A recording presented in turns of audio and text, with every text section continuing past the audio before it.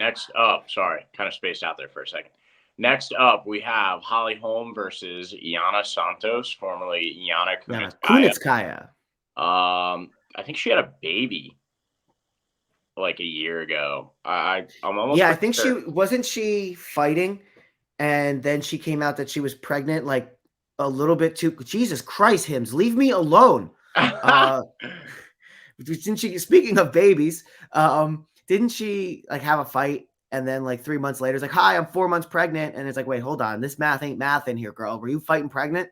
And then there was apparently, and I just found this out that every female fighter has to actually submit to a pregnancy test before Wow. fighting, which makes sense, right? Like, I didn't think Yeah, about it, but like, yeah, probably shouldn't be fighting while growing another human. right. If you're gonna get punched and kicked in the stomach, that would make a lot of sense. Trying to think of different mothers that we've seen come back after giving birth and then fighting again. I was gonna say Amanda Nunez, but that's not Je- the case for her. Uh, uh, Jessica Pena. oh yeah, true, true, yeah. I actually birthed my daughter.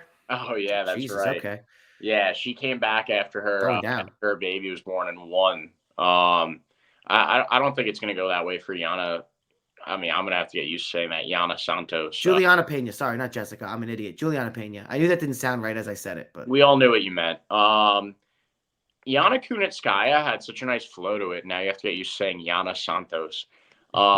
That's one less single UFC female fighter out there on the market for all you lonely fellas at home watching this. Um, but yeah, I think this is going to be a pretty technical kickboxing match. Holly Holm, last fight was a loss coming to Ketlin Vieira. And there was a lot of stuff that Ketlin Vieira did really well there to neutralize Holly Holm's. I think her kicks are like the staple of her game. And there was a lot that Ketlin Vieira did to close distance, clinch against the cage really well. I don't think that Yana Santos, not I keep going to say Yana Kunitskaya. Kunitskaya. But I don't think that she presents like the same type of offensive strategy here for Holly Holm that Ketlin Vieira did. And I think Holly Holm is going to go out there and literally kick the shit out of her. So I'm rolling with Holly Holm here. There's not much to say, right? Like we all know what Holly Holm can do. Training out of Jackson Wink. She's a perennial UFC fighter, right? Been around for quite some time now, and 41 years old and still doing it. I think. Is it too soon to say that she's potentially like the female equivalent of Wonder Boy? Well, their fights are a little bit different, but I could see where you're going with that. They're predominantly stand-up strikers that have a heavy focus on defending a takedown. They're intelligent with their striking. They're able to do it late into their careers. She has good kicks, but she's primarily a boxer, being from having a professional boxing background. Right. Here's my concern for Holly Holm. The way that Ketlin Vieira was able to beat her was in largely tying her up and holding her up against the face and against the cage and preventing her from really getting her offense going. And Yana Santos is a fighter who has some solid grappling. The way I kind of wrote it down in my notes here is you have Holly Holm, who has good takedown defense and stand-up ability, but she's old and she doesn't have much finishing ability at this point.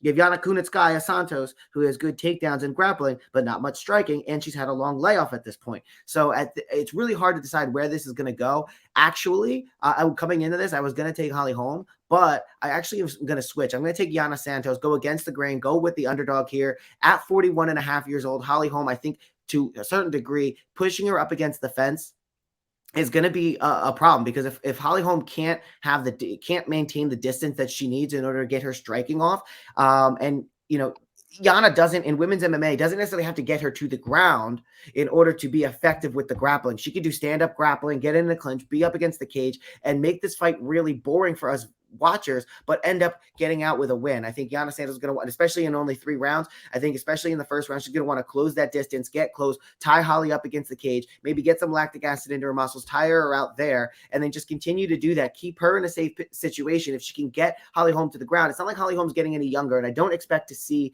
every version here on after of Holly Holm that we see in the cage. I don't expect to see that get better, and better. I expect to see a little bit less, a little bit less, a little bit less. You also add in the fact that Ketlin Vieira, there's a win 2 years ago, but a win under the belt of Yana Kunitskaya over the same person who 9 months ago, Holly Holm lost a split decision to. I think it would be a bad decision for Yana Kunitskaya to keep some space and try to just purely stand and strike with Holly Holm. But if this goes to the ground, I'm going to give it a little bit more to Yana Kunitskaya.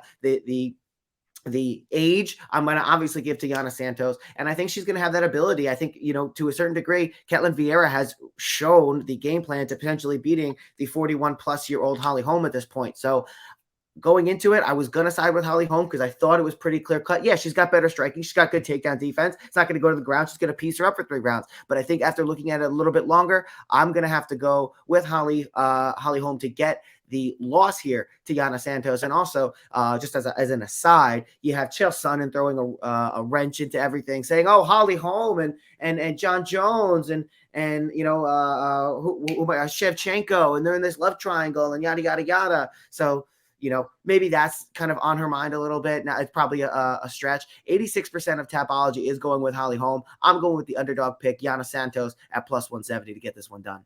Yeah, I do want to just go back a little bit. I did mention that Holly Holm's kicks are a staple of her game. And, you did say, yeah, primarily a boxer. But the reason I said that is because that head kick of Ronda Rousey always sticks out to me. Well, Ronda was obviously not expecting it, right? Right. Not expecting it from the boxer, and then bang, hits it, just like Leon Edwards is going to the body, going to the body, going to the body, going to the body, boom, I come up top. And the other interesting thing, just to go back to UFC 286 for a second, in the 4th or the 5th round there, Leon landed a flush head kick where you have Kamaru going down to block the body with both arms, and he landed a flush head kick, and it was fine, bounced right off him. And then there was another picture, I forget where it was, but a nice clean body kick lands because Kamaru Usman protecting the head. And somebody put, well, at least he's protecting his head now. So fair enough. Yeah, that body kick I thought was actually going to bring him down because the noise from that, like the noise. And you saw him like kind of crumble a little bit. Like, yeah, I think it was in the 1st or 2nd round. You see him go like, oh shit, like that hurts. Yeah, that was brutal.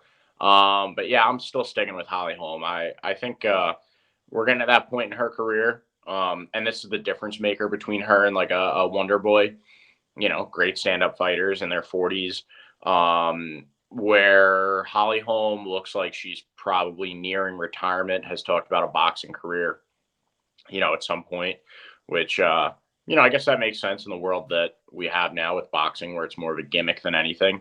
But, I think maybe you see Holly Holm go out on a win, retire, and move on to another sport. But maybe that's a stretch too.